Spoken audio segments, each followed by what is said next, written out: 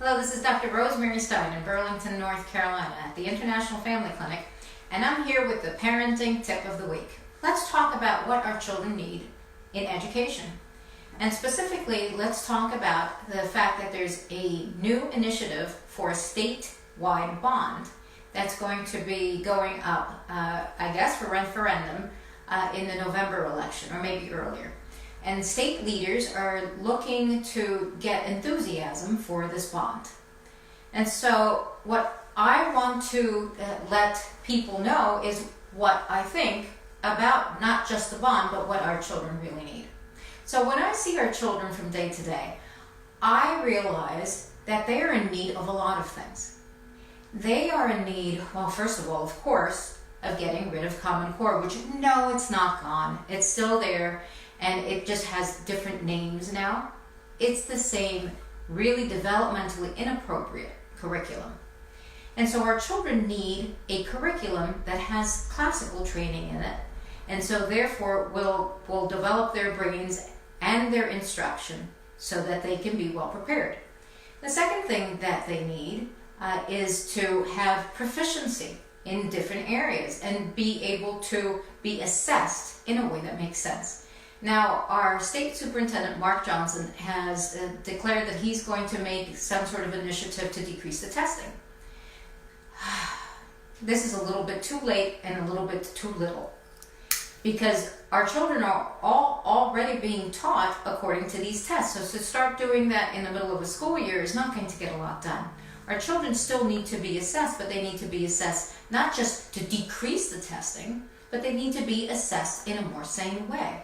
And so that's what I mean by children. Our children need to be proficient, and they need better assessment so that we know what areas they're weak in and what areas they're struggling in, so that we can help them better and that we can get them up to a certain level at the end of each year. Our teachers need better instruction. They need to know, they need to understand what is developmentally appropriate so that they can recognize it. And so if they're given a curriculum that is incorrect for that child's grade level, they can identify that, and they can say that's not appropriate for a child of second grade or third grade to be learning this. And so these are the correct things. These are what a child of a second grade level or a third grade level should be accomplishing. So that's number 3. Obviously, we need to fix the fact that our graduation rates in the last 2 years have decreased. That's not good. Before that, we had graduation rates that were increasing, and some people said that they were increasing because our metrics on them were not right. Our metrics on graduation rates should be correct. They should not be sort of sorting out and making the numbers look like what we want them to. They should be what is correct so that we can see if we're doing better from year to year.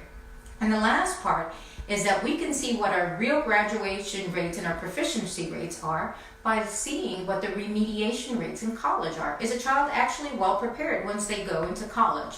If they're not well prepared, they're going to need remediation. They're not going to do well in their college courses. And so we're able to see that we're not preparing them well in elementary school, then middle and high school, because they're going on to colleges and they're not able to get through when they have a higher dropout rate in college. So this is the list of the things that actually education is meant to do. It's meant to educate, to instruct our children. But what are we looking for instead to do? We're looking to add more money to our buildings.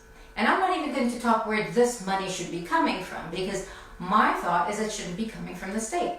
But before we're presented with an initiative to increase our bonds, why don't we make sure that the business of educating our children is what we're actually doing in our state schools? That we have children that are well instructed, that they're able to go to college, or we're able to hold good jobs and able to be proud of what they know and what they can do in life. But we haven't gotten there yet, not by any means. I would give our schools an F in how they're instructing our children.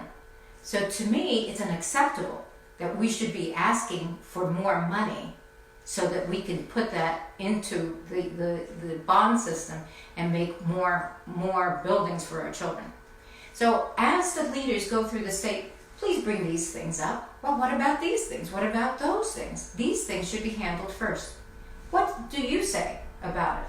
Because Our state leaders need to hear from you. Don't accept things just because, well, you think they know better. It is time for us to be the ones to stand up and to say, we know what our children need, and they're not getting enough of it. They need a good, solid, classical education. And this is Dr. Rosemary Stein, and tips like this and many more can be found in my book, Who Needs a Village? It's a mom thing, because believe it or not, moms and dads, you know more than you think you do.